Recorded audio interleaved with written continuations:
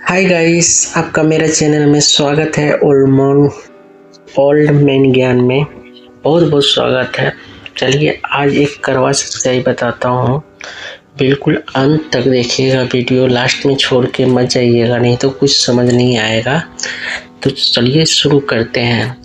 एक पिता का अनोखा मुकदमा, प्यार भरी फरियाद।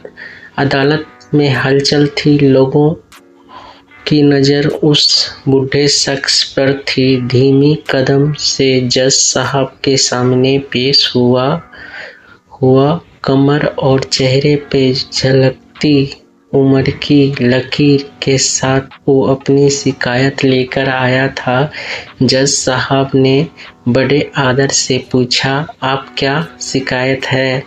बूढ़े पिता ने सहमियत सबर में कहा, जज साहब, मैंने अपने बेटे की उसकी हैसियत के मुताबिक हर महीने खर्चा मांगना चाहता हूँ।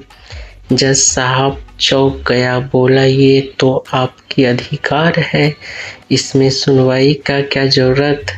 पिता ने धीमे से मुस्कुराते हुए कहा, पैसे की मुझे जरूरत नहीं है जज साहब, मेरे पास बहुत कुछ है, लेकिन फिर भी मैं अपने बेटे से हर महीना एक छोटी सी रकम लेना चाहता हूँ।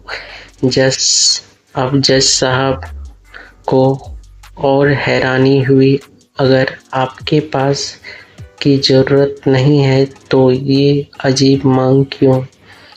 पिता ने गहरी सांस लेते हुए ये सुन के बूढ़े पिता की आंखों में आंखें छलक पड़ी। रोते हुए गले से उन्होंने कहा, जज साहब, मैंने अपने बेटे का चेहरा देखा नहीं को तरस गया हो।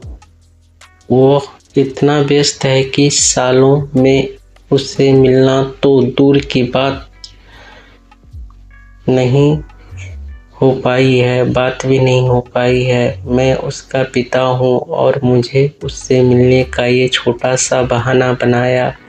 जज साहब की आंखों भी नम हो गई और वो बोले, अगर आपने पहले बताया होता तो मैं ये लापरवाही नज़रअंदाज की जुल्म में सजा दे देता। पिता ने धीरे से मुस्कुराते हुए कहा, जज साहब, देना से क्या होगा? वो मेरा बेटा है, मैं उसे दुखी नहीं देख सकता हूँ।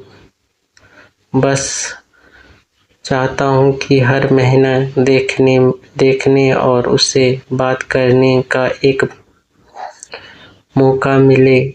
मेरी असली दौलत उस दिन अदालत में खड़ी हर व्यक्ति आंखों में आंसू थे। बूढ़े पिता के प्यार की अनोखी फरियाद